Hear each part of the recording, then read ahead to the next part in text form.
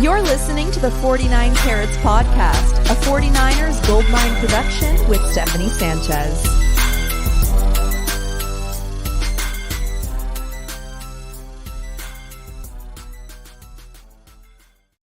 What's going on, everyone? Welcome to another edition of the 49 Carats podcast. I'm your host, Steph. It is Halloween, Tuesday, October 31st. I'm sure some of you are out with your kiddos right now. You'll catch the rewatch. But just hours ago, earlier today, the NFL trade deadline came and went, and the 49ers came and saw and conquered with another big swing acquisition before the deadline. Joining me to talk about the trade and what it means for the 49ers going forward is Weston. How you doing today, Weston? Happy Halloween, Steph. It was an uneventful day until this dropped. I shouldn't say that if my kids are listening. It was a lot of fun doing their Halloween parades and the trick-or-treating and all that fun stuff. It was a nice distraction, but pretty awesome to get some news while you're walking around with other adults who are checking their phone at the same time, like, dude, you see what your team did, dude? You know, and I'm like, let's go. This is awesome because on a Tuesday, normally we do these shows on Monday. I'm glad, actually, in hindsight, that we're doing it today on a Tuesday and we get to talk about this. We don't have to talk about the fact that the 49ers just lost their third game in a row. We're not going to do that. I was literally just talking about that before we went live here. And, I'm seeing people excited in the comments, and I'm like, this is great. That is what it's all about. The trade deadline and the 49ers trading for Commanders defensive end Chase Young. So, of course, 49ers get Chase Young and the Commanders get a 2024 compensatory third-round pick. Of course, that is one of the picks they got for all the hires they got or the coaches that were hired away, Rand Carthon, Saleh, all those guys, D'Amico. So, I mean, really, in hindsight, it kind of didn't even cost the 49ers anything. Like, if you want to get real technical, because the 49ers still have their own third round pick, and they have another one that we can assume they'll be getting from Mike McGlinchey, departing this offseason. So, man, Weston, thoughts? A lot. If we want to go a step further, if this is going to become a rental for the remainder of the year, there's every bit of opportunity that they'll get the compensatory pick back in 2025, right? Exactly. So it's just an even swap. Look, lot to be excited about. Let's call it what it is. I mean, Chase Young's still 24 years young, right? He's still got a lot of football ahead of him. Obviously, there was a lot of excitement, coming out of Ohio State, the number 2 overall pick. He's had some bright moments. He's had some injury history behind him, but I know other fans like I were probably clamoring a little bit more in the help department from maybe some other positions outside of what, we technically view as a strength on paper for this particular team. But there's one rule in football that you should always live by. You can never have enough pass rush, period, point blank. Like, there's no other way to describe it. So I'm excited. I'm just, when the Montez Sweat was going to Chicago, you're like, that was a target that felt like expendable. And then you're like, here we go. It's going to be another trade deadline and, nothing's going to happen. And then you see this splash. So in a 3-week mill of just like really bad news, just time and time again, nice to get something a little bit excited about heading into the trade. Into the bye week. Yeah. Where you feel like, okay, that actually gives Chase enough time to get over here, get settled, get a little bit acclimated, and find the field for week 10 against the Jacksonville Jaguars. Yeah, I love it. I love the timing of it. And you mentioned how young he is, 24 and a half years old. You mentioned Montez Sweat. Sweat is 27 years old. So a couple years older than Chase Young, and he went for a second-round pick to the Bears, right? And for the Bears, I'm like, okay, that's kind of confusing because you guys are like not good. So in reality, it's like a very early second-round pick, essentially a late first for the Bears that they gave up basically for Montez Sweat. And so You look then an hour later or so, John Lynch making this move, and it looks a hell of a lot better because the Commanders also fronting most of the bill. The 49ers are just on the hook for $561,000 this season. So it being a rental, it costing that much, I would say that's worth it, right? Like just a third round pick that you are likely going to get back. Um, like I said, if he signs a deal elsewhere after this season. So I like it. And if you're going all in, you're not necessarily mortgaging the future for this move. And I think it's going to help the team a lot. John Lynch playing chess, not checkers. I mean, I got to give him props after this one. It especially like just after the Sweat like trade, it just looked a hell of a lot better within an hour. Like that's impressive. And the same team, the Commanders traded both of these guys. So I think that makes it all the more impressive. You did mention his injury history, Weston, and I do want to talk about that because, look, for me, before this trade happened, I was like, out of Montez Sweat and Chase Young, I think I would do Montez Sweat just because, like, he doesn't have the injury, attachments to him and all of that. That being said, looking at the compensation, everything we just talked about, looking at the compensation, looking at how low risk it is, I think it's a great move, even despite his injury history. I mean, and I'm showing it here for the YouTube viewers. So for the audio ones, what we're looking at, Chase Young's injury history in 2020, he had a groin strain, grade 2. He was sidelined for just one game there. The big one is the ACL tear, which happened in 2021. And so, of course, that kept him out for a year. A lot of people are like, it takes 2 years for guys to really get over an ACL and feel like their old selves. And so we're at that 2-year point now for Chase Young. So in that sense, it was kind of surprising actually that the Commanders, felt that they would move on from him. The only other injury that he had after the ACL was a neck injury, which kept him out the first game of the season. He came back in week 2. So really not that bad if you look at it. It's really just the ACL. Like the 49ers have dealt with guys that have had ACL injuries before.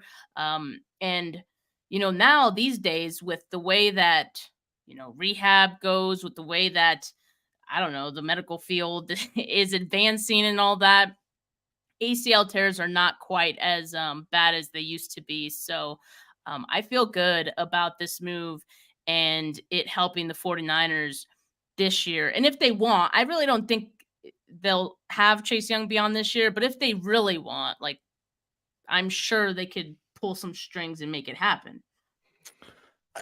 I think it's going to be dependent upon his play for the remainder of the season, right? It's contract year, that that fifth year option to get picked up. So a lot is going to be predicated on the total body of work in this final season to find out if that's feasible or not. But you hit a lot of good points there, Steph, about compensation for the Redskins, total compensation on what they owe. Commanders. My God. Apologies, but don't get me canceled here. I know, but they will forever be that for me because that's how long it goes back. But I respectfully apologize for that Freudian slip. But even the compensation that the 49ers are going to provide, what does that all spell? And you talk about the injury history. I know we were all enamored with this trade, and we're like, we want him to make this impact like right away, and we want him to be an every down player because that's what he was in Washington. But does he have to be that now?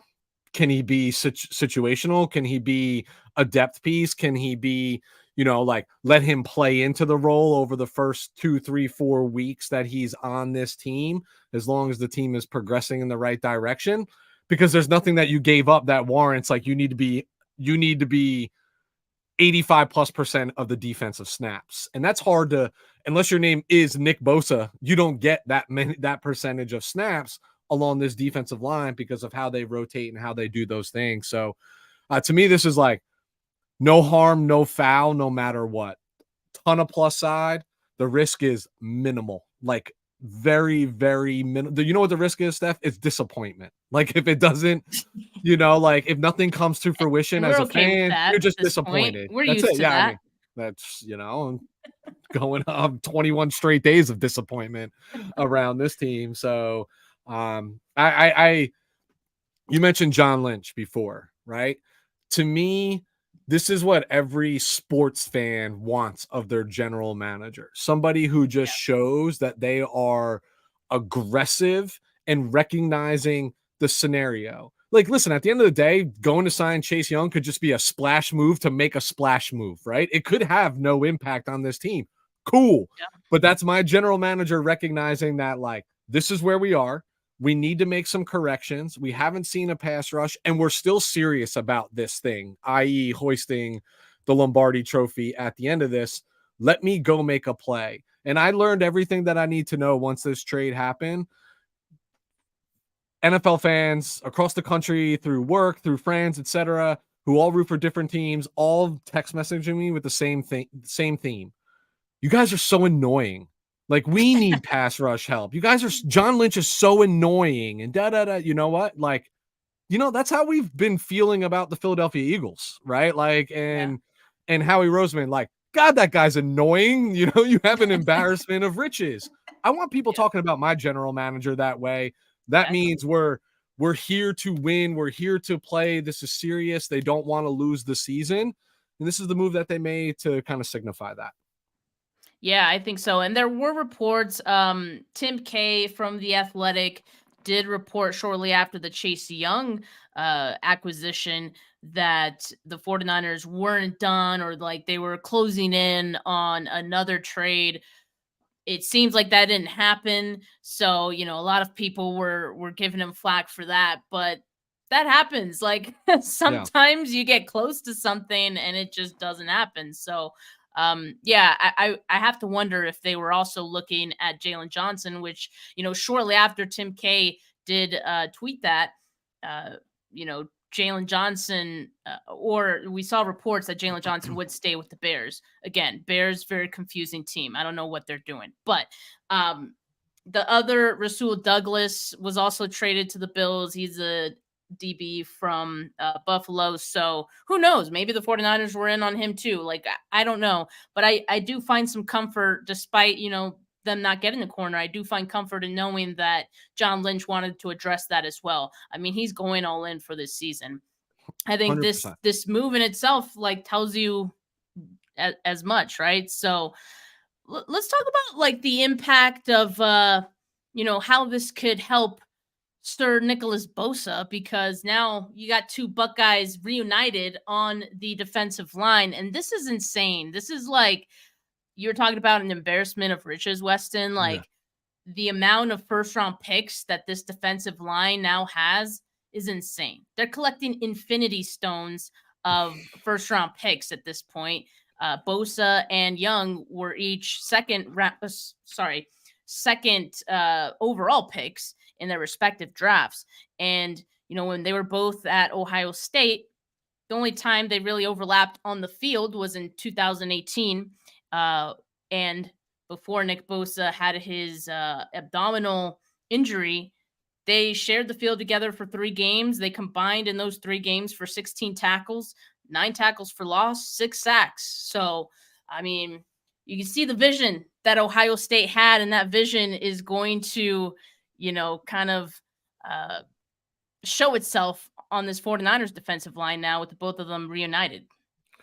There's always a lot to be said for camaraderie, familiarity, right? You're seeing it in our most recent opponent with Burrow and Chase, who had that rapport, and then coming into the league, and not saying that bookend ends are going to have that same type of impact or that same type of rapport.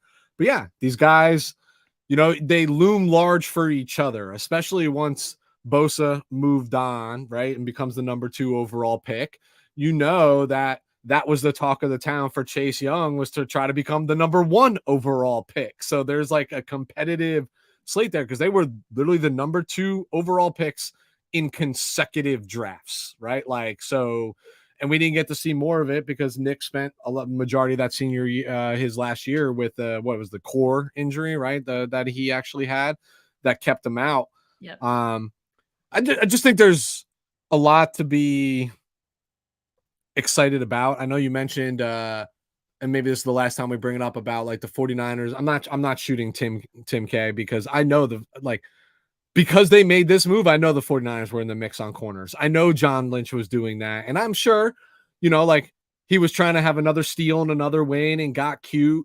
I kind of had this feeling that like Jalen Johnson was off the market when they landed Montez Sweat because it's like, well, why would you pay big, give up things for this guy, bring him in, and you're going to get rid of another budding superstar just because you don't want to pay him? Like, you're going to have the space, you're going to have the things like, you're still a team trying to figure it out. Quarterback on a rookie contract, like you'll still figure things out. So it kind of felt like he was going to come off the market anyway.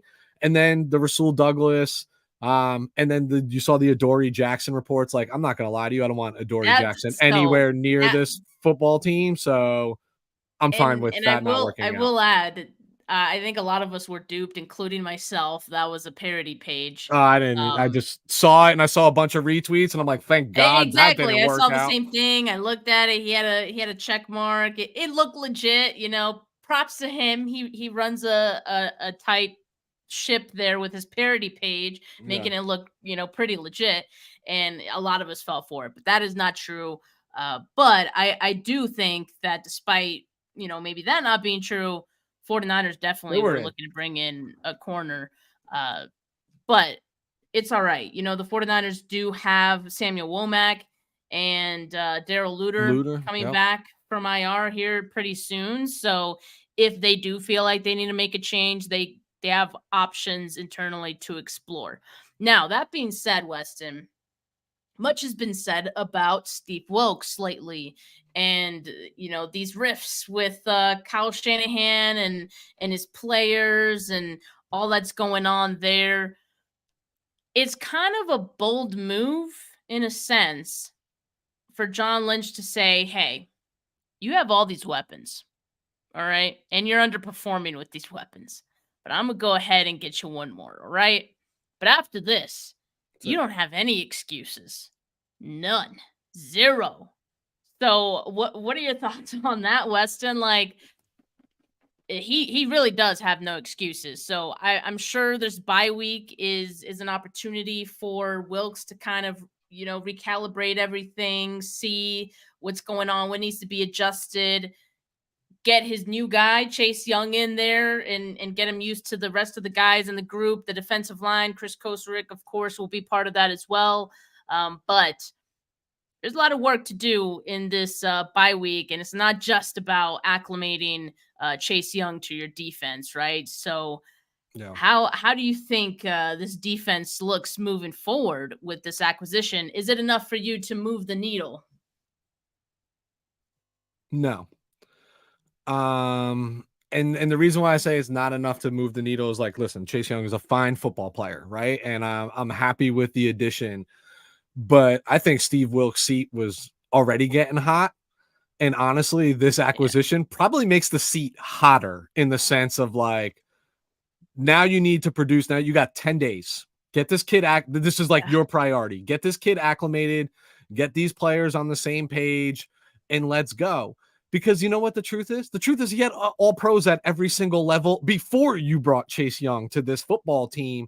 And we've seen this defense take significant steps back throughout this entire year so far. The last 3 weeks have been really glaring. You and I have talked about how it's actually been going on all season. The offense has just had an opportunity to mask it. And I'm buying into the heat around him.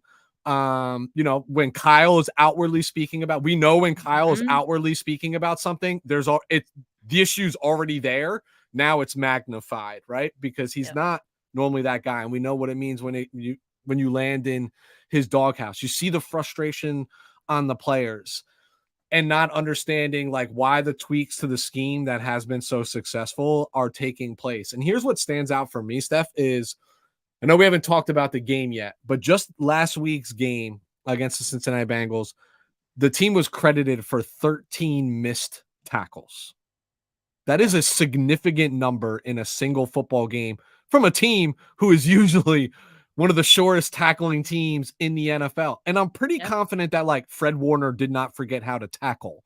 Dre Greenlaw didn't forget how to tackle, right? Like they didn't just forget how to do that over a football season.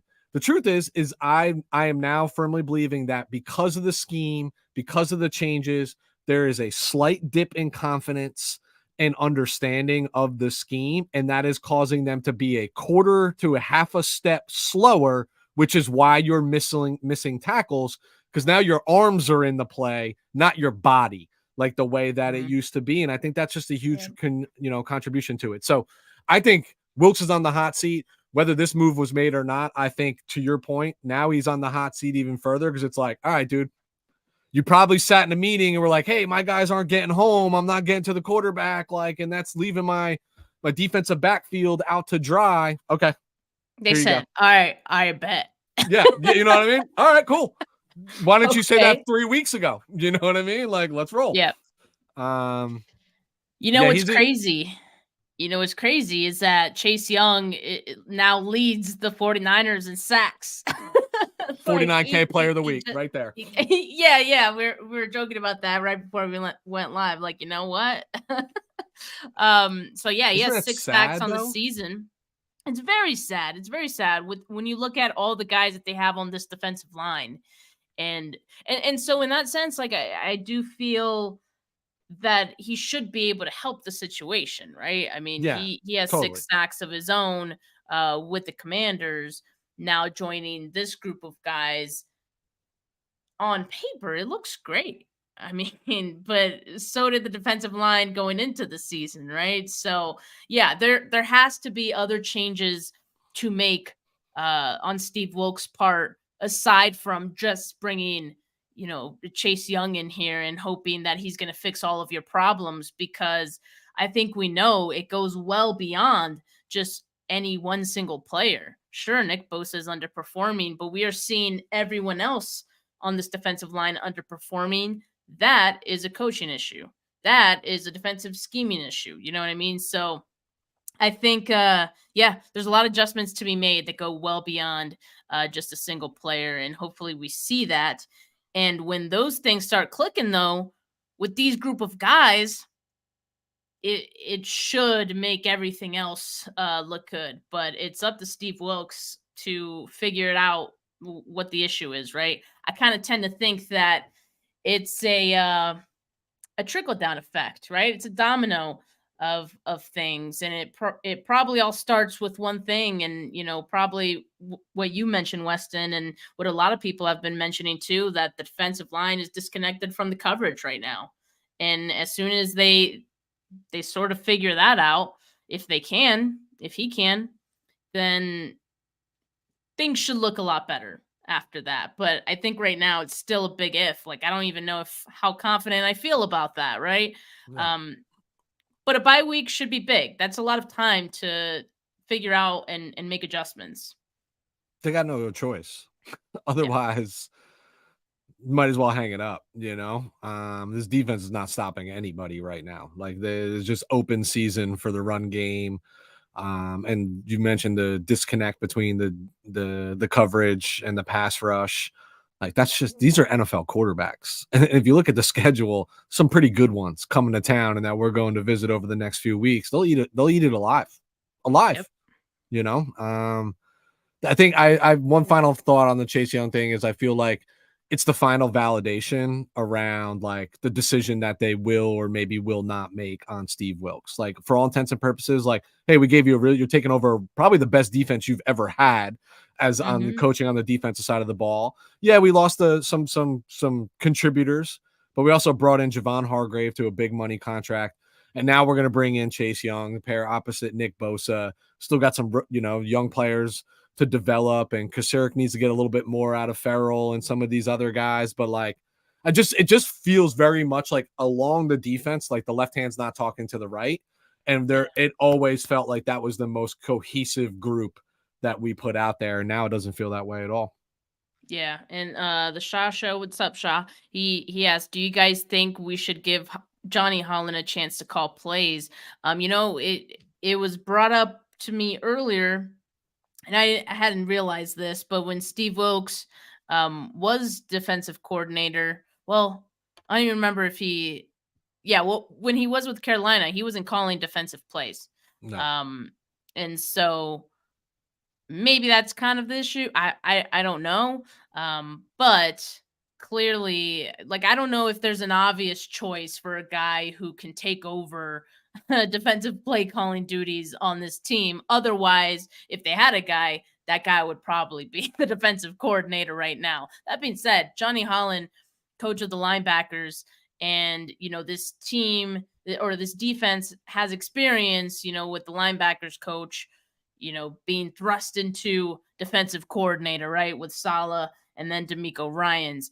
So if they wanted to keep things more or less the same to how they're used to running things, as far as the defensive line being like, the point of focus and having everything work off of that. I don't know. I mean, it's an interesting proposition, but yeah, maybe it's just a trust thing. I don't know if the 49ers really know that anyone can handle that right now.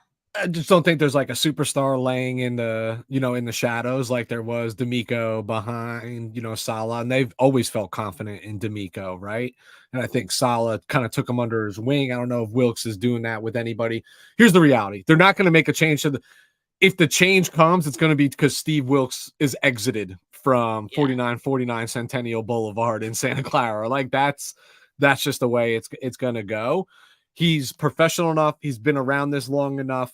He should at very least have the respect of his players and treat them with like an open door policy where if they have rumblings, just go to him. You know what I mean? Like Fred Warner, this is why you wear a C on your jersey. Nick this is why you wear C's. You go and be like, guy, we got to get back to what we were doing. We were doing it so well. And if Wilkes can't make the adjustment, this is a career professional. You know what I mean? Like a seasoned vet at his craft and his trade, then he's got to walk. Like it's just that simple. Then he's got to be walked out. And honestly, I mean, we've seen Kyle walk away from more.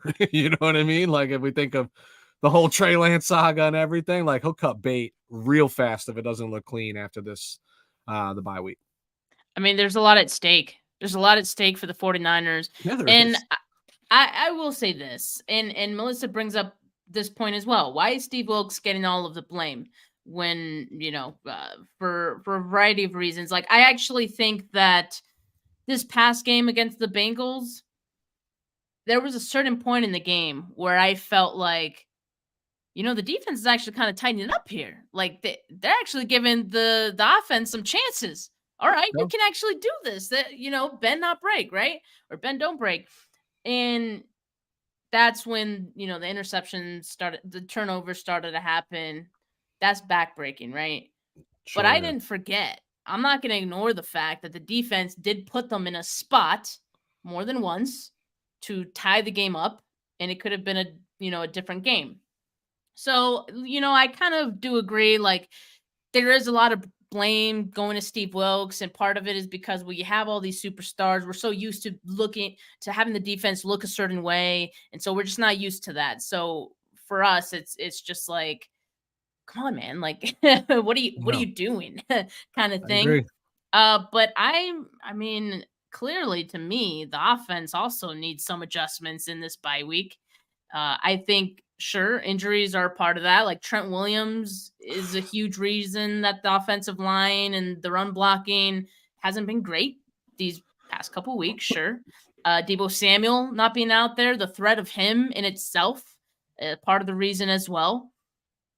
But I was a little disappointed that I didn't see enough adjustments, to counter what defenses were doing because they weren't respecting the motion these past 2 weeks. No. So like I wouldn't see any adjustments. So Kyle, you're gonna have Deebo back probably after the bye week. You're probably gonna have Trent Williams back.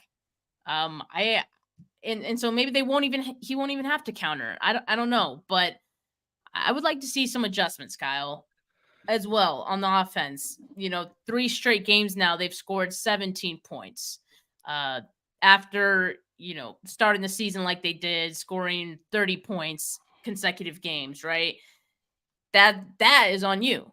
So, yeah, I'm looking at Kyle a little bit here too during this bye week.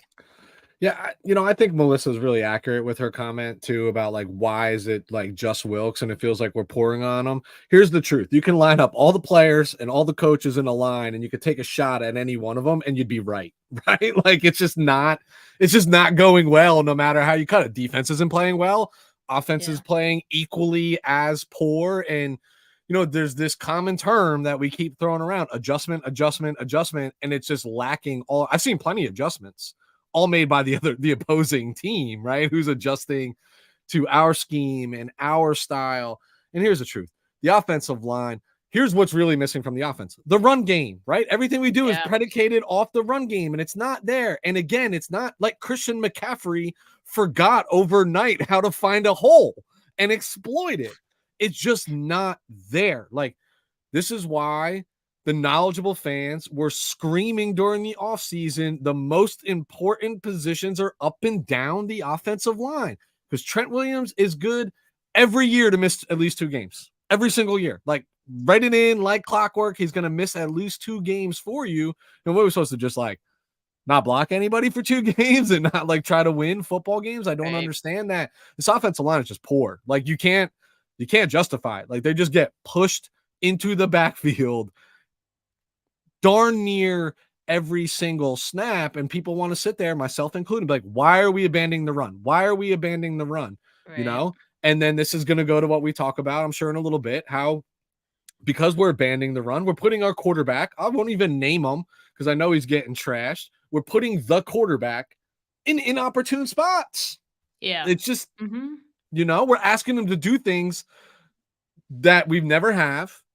And we would probably all agree, even while we were all singing his praises, maybe he's just not fully capable yet. He just doesn't have that level of experience in the NFL. And then we're sitting there wondering, like, why the hell you lost 3 games in a row? Like, it is just turn on the tape. It's blatantly obvious, like, why we lost those games. If I can see it and you can see it, I just need the coaching staff to see it and make some adjustments. I don't understand. I don't. Yeah. I mean, they have to see it too, right? It's just like, maybe because there's so many little things kind of going on, maybe they needed this bye week and they're kind of waiting for the bye week to make all these adjustments. I mean, it just feels like on both sides of the ball, it's not complimentary football. Like we talk about, like on the defensive side, everything is kind of falling on the secondary right now, and the secondary is not built to shoulder the load of opponents and quarterbacks and them being targeted so many times. That's where the pass rush comes in. But if the pass rush isn't working, well, guess what? Your secondary is going to get exposed. So on the other side, on offense, we're kind of seeing, well, you're not able to run the football. Okay, Brock Purdy, who's been great in like very complimentary spots, up early, everything's working, the run is working, offensive line's blocking, then he can look good. But I think we're also seeing that when Brock Purdy, like you were saying, he's putting these spots he hasn't been in before in the NFL, and he probably feels a sense of he has to save the day a little bit. He has to be the hero, and he's, based on what we've seen so far, not that it's like, a final judgment on Brock Purdy, but from what we know so far, maybe that's not his game, right? Like maybe that's not what he's best at. So, on the offensive side of the ball, it's also not complimentary. So it's all discombobulated on both sides. And I think once they can get either one of those things to start clicking again, they can look like the same team, who was dominating other teams in the first 5 weeks of the season. That being said, I don't think they'll ever really be dominating like we saw in those first few weeks, because if you go back and you look at the opponents, it makes a lot of sense why they were, stomping a lot of those teams. Now, the second half of your season, the schedule, very tough. And you mentioned all the quarterbacks that they're going to be facing here real soon, and it's not pretty. So there is kind of a deadline here to get all of this stuff adjusted and situated. And hopefully they could, because if you can't, you've put the tape out there of, okay, if we're doing this, this is how you're going to beat us. Yeah. And so they need a counter. So hopefully we get that in the bye week. It's very important, of course, to the 49ers hopes and dreams of being a Super Bowl team. And yeah, despite all this, it is still in grasp. It's still early in the season, right? But changes do have to be made. So yeah, hopefully we see that after the bye week.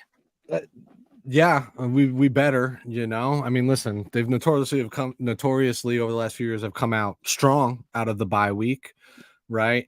I think this year's a little bit different because the opponent that we face coming out of the bye week is also coming off of their bye week. So there's not necessarily a competitive edge, in terms of like just having longer preparation than your opponent, etc. for the game.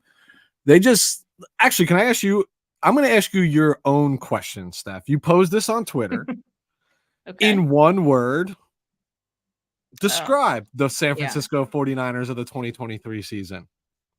What's funny about that, before I give my answer here, I got, as you can imagine, I got a lot of the same, words. One that was like, okay, like, that's interesting that I got so many times was like schizophrenic. I was like, okay, okay, sure. Sure. Sure. I was just surprised that one came up so many times. Yeah. But I would just say discombobulated. I like that word. But also, like, I think it's reflective of what I'm seeing here. I mean, we're talking about the defense, for example, and how it's the pass rush is disconnected from the coverage right now, and that's hurting them all around. On the offense, it's kind of the same thing, but it's the run game, and the offensive blocking, things like that. So I would just say discombobulated, or, you can use the word disconnected if you like that word a little bit better, but it all kind of sort of means the same thing. And so I think that's fixable, right? Like, at least it's something that's fixable. So let me ask you this, Steph, because I've been having this conversation a lot lately. Obviously, it's more related to, no matter what word you're seeing, it's all more like recency bias. A lot of it related to like the last 3 games, right? And the result related to those 3 games. But the net is they're 5-3 after 8 weeks of football heading into their bye week. If they were going into their bye week at 5-3 with a different combination of wins and losses versus winning 5 straight, losing 3 straight, would that change your outlook? Right? Like, probably. Yeah, I mean, a little, yeah, probably. Because if you looked at it, right, I looked at the schedule to open up the year. First of all, 5-3 is the best they've been through 8 weeks since 2019, right? Oh, like, that's good. The truth. Yeah, that's I good. feel better. But when you like opened up the schedule, right, like, and you look at everything up to the bye week, you probably immediately were like, Pittsburgh on the road week 1, and we still don't know about Brock's health. That's going to be a tough game, right? Yeah. You probably were like, oof, Dallas, like, yes, we tend to beat them, but they're still a really good football team, and this is not the playoffs, right? They're a regular season team. You probably looked at Cleveland and were like, we don't match up well. And oh, by the way, you were expecting Nick Chubb and Deshaun Watson to be playing in that game. And then Cincinnati, who's represented the AFC in the AFC Championship 2 consecutive years, you're like, that game's probably going to be rough. So you found in the first 8 games, potentially 3 to 4 losses to begin with, or 3 to 4 tight games. And yet, like, here we are, you know what I mean? Like, it's just a different result that's making it feel different, or like how we got there. Because it was all this promise, and now it's just dumpster fire, right? Like, promise the dumpster fire so fast. This bye week is really going to be an indicate. The first 2 weeks out of this bye week, it's going to be the true indication as to like what this team is. Or do you fold it? Because they're still going to get into the playoffs, right? They're still going to find a way into the playoffs, but like, that's not what we want. Like, make noise. So what are they gonna? Exactly. Are they going to be competitive, or are they going to limp in? With like 9 wins, 10 wins. That sort of thing. Exactly. So, like, I think for us, that's what it all comes down to, right? Because, as fans, we've seen this team get close so many times. So this limping in thing, we've seen it before. It doesn't always end so well, right? So we're hoping for a different outcome. The strong start kind of gave us the sense that, okay, well, the team seems to be tired of limping in too, and they're controlling their fate, and they're starting off strong. This is great. And then to see it kind of like fall apart right before our eyes, I think is what's given us the uneasy feeling, because they're in this rut that through 3 games seems they can't get out of. Yeah. That's the concern, is that it looks like there haven't been any adjustments in these last 3 weeks to change any of what we're seeing. And yet they still had moments in all 3 games where they could have completely changed the complexion of the game, right? So it's like execution. Yeah. Will you Yeah. entertain me Yep. for 12 seconds and then we go wherever you want to go with this show? So the Let's go. 5-0 start, not only did I feel like it set like false expectations of what this team was going to achieve in the regular season of this year, I also think it set false expectations around Brock Purdy. Now, I want to clarify.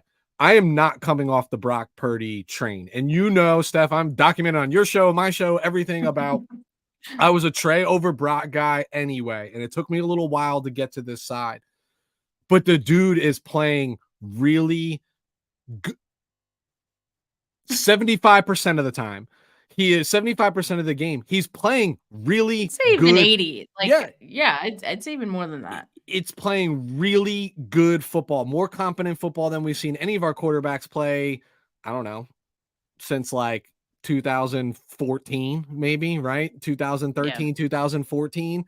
So there's a lot, like some of these throws, like one of those throws that he made to Kittle. I mean, it was the prettiest throw I've seen Brock make in his professional career. It was beautiful. And then, of course, he followed that up with what should have been an interception. It was an interception, like literally on the next pass. And I'm like, oh, dude, I was just like in my head singing your praises. But, you hear people like, I don't follow a lot of like the big million follower, like talking heads out there, but there's 2 that I actually have a ton of respect for. One's Kurt Warner, one's Tony Romo, right? These guys, who knows how to value at the quarterback position than maybe these 2 guys. And they do nothing but sing his praises, and they start to validate what I see. We talked about he's doing things that he's not expected to do anymore. He's in situations where it's like, oh, you got to go win the game. We've never even asked you to do that yet. Right. So it's like there's a first time for everything. And usually the first time you do something, it doesn't go well. Like that Elijah Mitchell play where they missed the handoff and he goes and throws the play, trying to make a play. He's probably trying to even get that ball out of bounds, right? Like, and just get it over the linebacker's head. Defensive player makes a good play. Guess what? You'll never see him make that mistake again. And I actually believe that.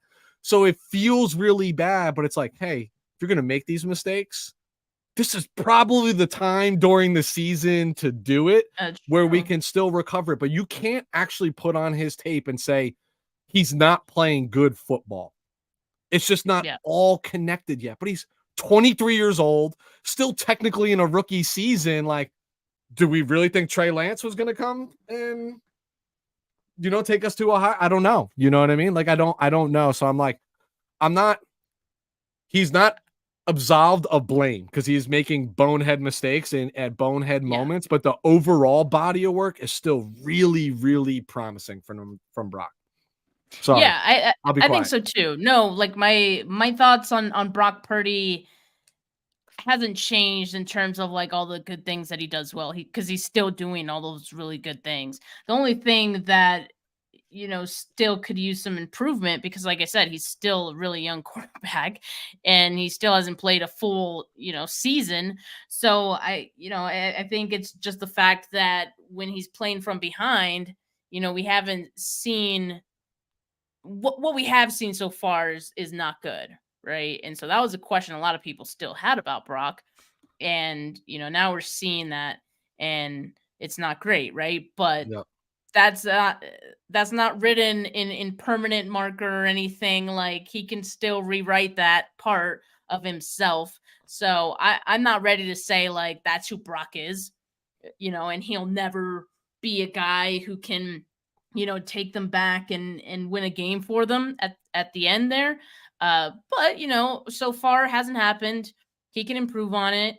I'm sure like some of the things we're talking about, if the run game after the bye week can improve, Trent Williams get back in there, Deebo Samuel gets back in there, and the offense as a whole looks like itself again, I'm sure it'd be a hell of a lot better for Brock too. So yeah, I'm not ready to make any like sweeping, statements against Brock Purdy right No. now. I don't think we're at this point. And even while he's making mistakes, Steph, is it really Brock? Or I'm just gonna state the obvious here and then we can move on, whatever.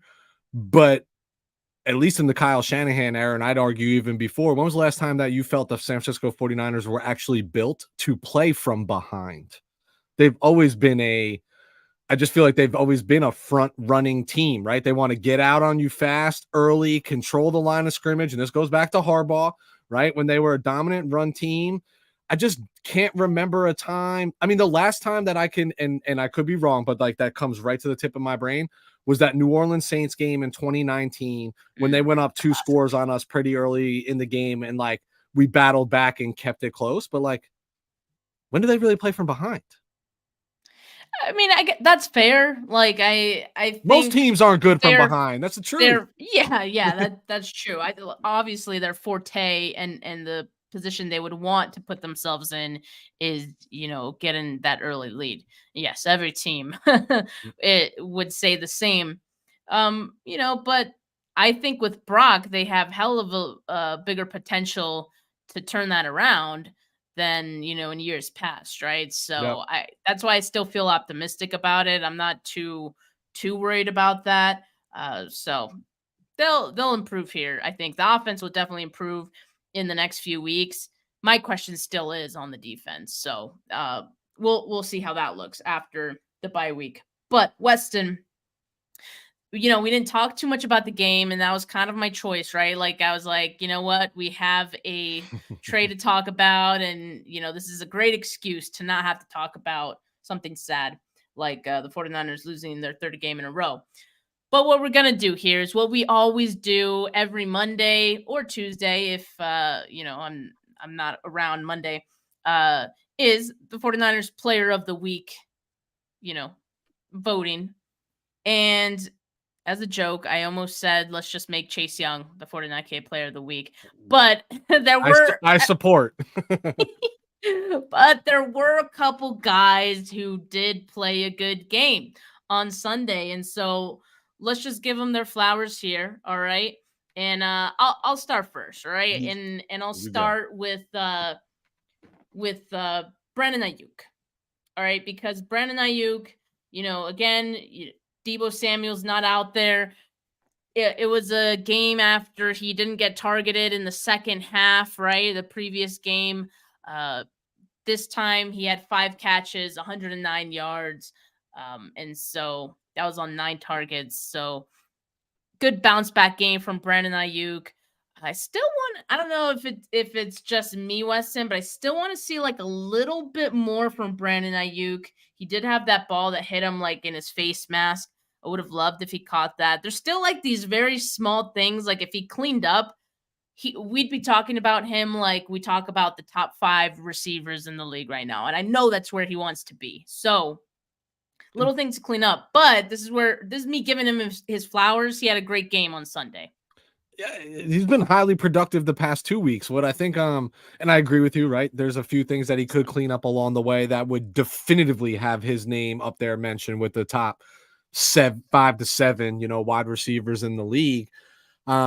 What's perplexing to me is he just seems to like disappear in the second half. And I know that's probably more play calling and probably even defensive playing calling when we talk about adjustments, right? Like where, Brock's been comfortable going with the ball with Deebo out. That's going to be the primary target, etc. But Ayuk's a difference maker. A lot of these plays have been big pass plays down the field. I'd like to see them get him the ball a little bit closer to the line of scrimmage and like bring him back a little bit of that yak that he's known for. But I'm loving the routes.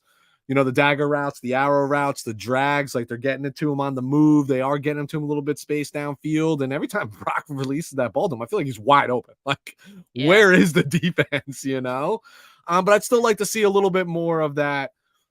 Like, I don't, a little bit of a quick bubble or like a 5-yard drag or 5-yard out, let him turn off field and see what he can do. But like, I'm still just, the drop is another like part of the disappearing act in the second half, right? Like that's big spot. Could have been a big, chunk play. I mean, dude, hit you in your face mask. I know you were falling forward, but like, this is contract year, baby. Like, go get that bag. Got to pick that up to get that bag. All right. Well, who do you got? Well, we don't have the same two because I had two different. Like Ayuk was not on the name, so spoiler alert: there's nobody from the defensive side of the ball getting any flowers from me in this particular game. I'm gonna go back to. I'm going to use George Kittle in this scenario. I said it going into this game. Obviously, we all remember he had a big monster game against the Bengals last week. In 2021. Big game. Felt it was going to, needed to be the same. Felt he needs to be involved in the offense all year, especially with, Debo out. Like, this guy's a playmaker. He's a beast with the ball in his hands. Made some big catches in the first half. Total of 9 for 149. I say that with a little caveat because I know he had like 3 catches on like a meaningless drive, like towards the end of the game, like literally 3 catches in a row. But even if I subtract that, you're still 6 for over 100 in big points in the game. And an overlooked stat is he actually had a tackle in this game as well. So look at Big 85 playing defense as well. But this is what's the battle that we always have? It's Kelsey. No, it's Kittle. Who's the best tight end in the league? Well, Kittle blocks, blah, blah, blah. But you know what? Like, he's not really just not nearly involved in the offense as he should be, especially if you're airing this thing out and you can't get the run game going. Like, every quarterback safety net is a viable tight end option. And George Kittle is very much a viable tight end option. Yeah, that was one of mine as well. I mean, he's had a couple strong showings here now with Debo Samuel out and them, being in these from behind situations where, they have to throw the football a little bit more. They've played some defenses that play single high. He pretty much eats in those scenarios more often than not. So yeah, he's had some great games. Melissa's saying Juwan Jennings. I'm like looking at there's no stats here. I'm like, did he even have a catch? Yeah. I love Juwan Jennings, but I'm sure he was blocking his butt off. But is Melissa like that's worthy of 49K player of the week? Is she like my spirit animal? Right? I always find that one every week, Steph, that like you're like, well, you weren't watching him block all game. You know what I mean? Juwan's a dog, and Juwan is a dog. I love Juwan Jennings. He's a dog. So honorable mention, Melissa. There you go. Yeah, we'll put no CMC from you?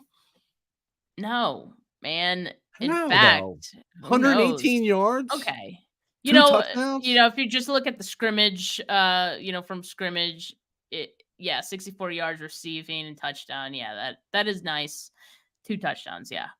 And I get what you're saying. Tied the record. Yeah. So 17. Why isn't he your next one?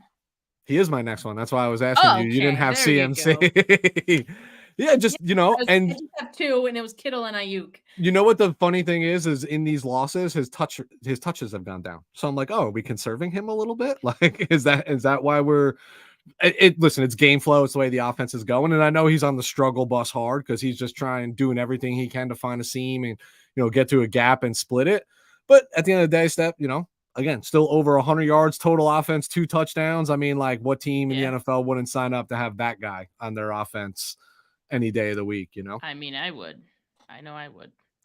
All right, so we got our 3 then. We have George Kittle, Brandon Ayuk, and Christian McCaffrey on the docket for 49K player of the week for week 8. Again, I just want to remind people, I understand that the team lost, but we always are trying to look for some silver linings, for a bright spot. So we have Brandon Ayuk, George Kittle, and McCaffrey who provided that on Sunday. So now, if you would be so kind and want to have some fun with us here, let us know who you would like to vote for in the comments. And in the meantime, me and Weston, and Weston is rolling up his sleeves as we speak because we're getting ready to put some guys on notice. Who you have, Weston? I'm sweating over this. I got to put Isaiah Oliver on notice. I don't know what else to do, Yeah. I mean, you were targeted a whole bunch in this game. Listen, I'll let him sip. I'll give him 1 flower out of a bouquet. When he's close to the line of scrimmage, he's actually pretty effective. He's a good run defender. Yeah, but we don't need that from our nickel defender in the slot. in this defense the way it's built. I need you to be Jimmy Ward. I need you to be why am I? I'm just so tired from 24. Why am I drawing a blank? The best slot corner Jordan in football. Mason? No. It was 24. Williams. Oh. K1. Jesus. So K1. I'm so sorry about that. Man, that was a while ago though. I know, but I that's thought you were going to say Jimmy Ward. That's the mold that we actually need, right? Is more of that. And we don't, and I'm not seeing that. He feels like he's there, but he's a second late, he's a step slow. And he's just getting cooked. And you saw it. Where was Jamar Chase all game? In the slot. You know what I mean? Like, just put your best receiver there and you're going to eat. Right? Yeah. It's no brainer. Yeah, he was, so I saw this tweet from Kevin Kruger. He said, Isaiah Oliver has allowed an 100% completion percentage when targeted in 4 consecutive games. 8 of 8 quarterbacks are when targeting his coverage. 71 yards, 2 touchdowns against the Bengals. And yeah, on the season, he's allowing a completion percentage of 87.5% in his coverage. That's second worst in the NFL among cornerbacks who have a minimum of 25 targets. So this is his guy. Not great phrase. I know, right? You brought so like this guy to add insult to like everything else that he has shown, to this point, right? Like Steve Wilkes, the guy you handpicked, is probably like the weakest link on your defense. That's not great, right? It's just frustrating. I'm just watching our D-backs chase across the field is just frustrating. Yeah, absolutely it is. And so unfortunate, but yeah, that's a good guy to put on notice for sure. Once again, I think I want to put like the coaches on notice at this point. I'm just seeing a lot of lapses in just uncharacteristic play from a lot of guys. And, Melissa here wants to put Fred Warner and Mooney Ward on notice. When would you hear us ever putting these guys on notice? Like these are guys who are veterans, who should know better, who should always be having good games, even in the bad days. So it's just so odd and so uncharacteristic to see these guys having some of the games that they are. And I think that comes from coaching. Yeah. I think it comes from coaching. Like there's no other explanation to me about it. I think you're seeing a lack of motivation for some guys, a lack of effort sometimes from some guys, and I'm not liking it. And I think on both sides of the ball, you can see some of that. So for who I want to put on notice, it's the coaching staff, man, offensive and defensive, because it isn't just Steve Wilkes. All right. I want to see some improvements on offense as well. And so both of those guys are on notice for me. It's like we keep going back to this with coaching. When you're hesitant and you're not playing, 1,000 miles an hour, you're a day late and $1 short to every play, to everything. Like Melissa's not wrong about putting Fred Warner on blast a little bit. I know nobody wants to talk about all pro Fred. You know who had a worse cover day than Isaiah Oliver on Sunday? Fred Warner. 9 targets, 9 receptions, right? One better in every column over Oliver. And that's not Fred Warner-esque. They're just out of position. They are out of sync. And Steph, I could not possibly agree with you more in the sense of like, that's a coaching issue. Yeah, absolutely. Technically, she says, question for specific reasons, but do you think distractions can affect some of these folks like Fred too? I saw some of the people in the comments, mentioning like, Fred Warner has been doing a podcast this season. So is Eric Armstead. I know even Draymond Green got a lot of flack for, when he started his podcast and, his play took a dip. I don't know if that has anything to do with the podcast, right? But anytime it does and people see that you have a podcast, I think people are going to, point to that because it's like, well, are they distracted, right? They're professional athletes. They're distracted every time they walk out of their house or their apartment. Like they're it's all there for them. They do have lives too. Yeah, like Steph, I have a normal 9 to 5, right? And I do this thing pretty often. I don't feel like I'm too distracted, but I get it, right? Like we want because we invest so much as fans, mentally, financially, all those things. Steph, you just went to the game, right? You just flew back home to go to this game, to turn around and come back. That wasn't free. That cost you money to do that. You're putting all this in. You're like, I just want you to focus on nothing but ball for 7 months. Can you do that? Please. Like, is that too much to ask? You know, and they're not wrong. Like, yes, of course they're distracted. They're human beings. We're all distracted, you know, but like you also have to say, like, you're a professional. You want to go mess around on your little podcast and make TikTok videos. Just be here when we're working out and we're practicing. Yeah. So I guess Fred and his wife just announced they're having a baby. Congratulations to them. That, I mean, that in stuff could be a distraction.